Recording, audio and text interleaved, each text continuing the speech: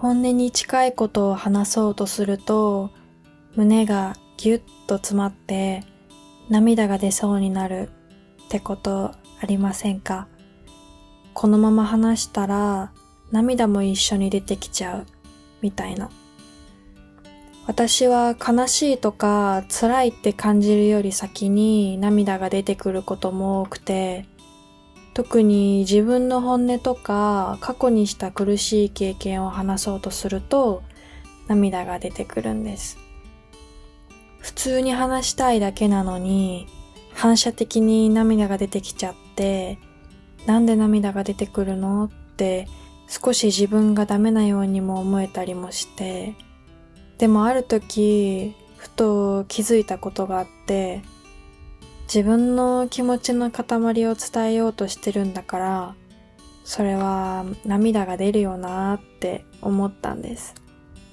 話そうとすると涙が出てくるのって繊細で涙もろいからとか弱いからじゃないと思うんです。多分今まで自分の気持ちを言葉にしたり相手に伝える機会が少なかっただけなんじゃないかなって思うんです。皆さんこんにちは、マロです。このチャンネルを訪れてくださってありがとうございます。このチャンネルでは26歳の私が日々の中で感じたモヤモヤや立ち止まりながら考えていることをぼそっとつぶやいていきます。私も作業を片手に話していくので、皆さんもリラックスしてラジオ感覚で聞いてもらえたら嬉しいです。皆さんは気持ちを話そうとすると涙が出てきちゃうことってありますか？私はそうで、私の中では気持ちを話そうとすると泣いちゃうっていうのが普通で、だからこそ人に自分の本心を伝えることはあまりしてこなかったというか、すぐ泣く人とか重い人って思われたくなくて、人に本心を話すのを避けてきた気がします。気持ちを内に留める方が多いです。この間、泣く感じじゃないのに、少し自分が話したいなって思ったことがあって、それを話したら、思ってないタイミングで涙が出てきてしまって、そこからなんで気持ちを話そうとすると涙が出てくるんだろうって考えてて、それを皆さんと話したいなと思いました。私は何かあった時にその出来事を頭の中で何回も思い返すことが多くて、その時の空気感とか言われた言葉とか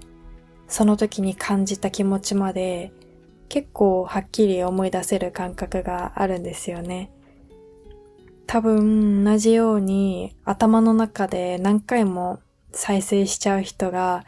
いるんじゃないかなって思ってて、そうやって何度も思い出しているうちにその時の気持ちが少しずつ溜まっていく感じがあって、それをいざ誰かに話そうとすると、その出来事だけじゃなくて、その時に感じてた気持ちも一緒に出てくるというか。だから気持ちの塊を伝えようとしてるんだから、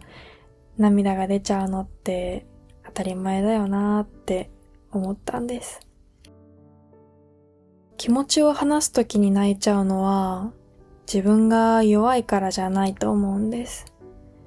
その時の気持ちまで一緒に思い出しちゃうからなのかなって。話している時も目の前でその出来事が起こっているみたいに感じることがあって、だからなのか何回も話していることであっても涙が出てきちゃうことがあるんですよね。いろんな気持ちが混ざったまま話そうとするから、うまく言葉にするのも難しくて、そのまま気持ちを話さなくなっていったのかもしれないなって思います。私は気持ちを話して泣いてしまった時に、それを否定されたことがあって、その時から言っても分かってもらえないかもとか、また否定されるかもしれないって思って、少しずつ自分の気持ちを外に出さなくなっていった気がします。過去の恋愛では、自分がされて嫌だったことを伝えようとして泣いてしまった時に、相手に、ほんとすぐ泣くよね、重いってため息をつかれたことがあります。その時私は伝えても分かってくれないし、伝えないで我慢した方がいいと感じた記憶があります。気持ちを伝えようとしている自分を否定された気持ちになったんです。そんな感じで少しずつ自分の気持ちを話す機会も減って、気持ちを表に出さないのが得意になっていった気がします。こんな私は弱いんだってずっと思ってたんですけど、これは弱さじゃなかったんだなって最近気づいて、話さないでおこうって選択も自分の心を守るために必要だったのかもしれないなって思うんですよね。私自身気持ちを話すことにあまり慣れてこなかったからか、いざ話そうって思った時に、頭の中ではちゃんと話せてるのに、口に出した瞬間に詰まってしまう感じがあるんですよね。話す前に頭の中で何回も会話の練習をして、イメージもバッチリなのに、いざ話そうとすると涙が出てきて、泣くのを我慢しようとしても、話そうとすると泣きそうになる。一番怖いのは、泣きそうになることよりも、泣きそうになった時に見える相手の反応で、またとかめんどくさいって思われるのが怖くて、だから本当に信用してる人とか、自分の性質を分かってくれる人にしか本音は言えないです。泣きそうになった時っていろんな反応があるけど、一番嬉しいというか、私が必要としてる相手っていうのは、感情を話すと泣くことを理解して、重く捉えずに、また泣いてるって笑ってくれる人だったりする気がします。そこから気づいた私にとっての安心は、泣いてても泣いてない時と同じように接してもらえることだったんです。私たちはちゃんと伝えようとしてるからこそ涙が出てくるし、そこは弱さとして捉えなくていいのかもなって思っています。あとは無理にみんなに自分の気持ちを話さなくてもいいと思ってて、気持ちを話すのってものすごいエネルギーがいるじゃないですか。で、私は人と会った時は自分の気持ちとか状況とかを全部話さないとって思ってた時があって、疲れちゃうから人と会いたくないって気持ちになってたんです。でも、無理に自分の話をしようとしなくていい。話したい時に話そうって思うようにしたら、すごく気が楽になりました。気持ちに触れる部分を話すときに泣きそうになるのは嫌だし、泣かないようになりたい気持ちもあるんですよね。すぐには変わらないかもしれないけど、こんな自分とうまく向き合っていきたいから、私はもし泣きそうになったら、10秒くらい落ち着く時間をもらって深呼吸しています。そうすると少し涙が引いて、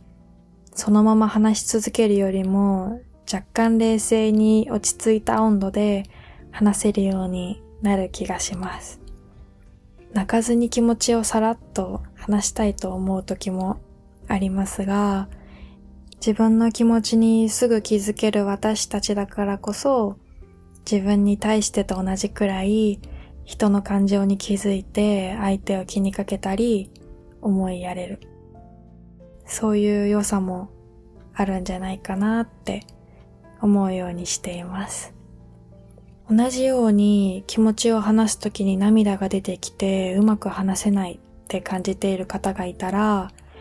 このラジオを通じて少しでも一緒に話したり考えたりできたら嬉しいです。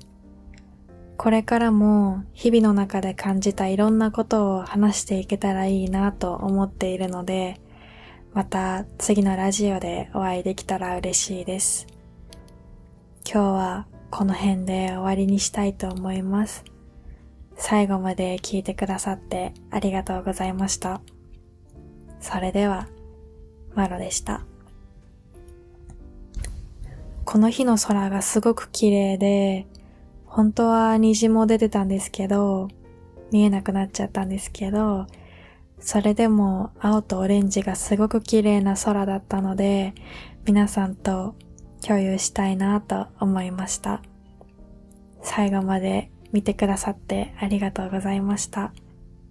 それでは。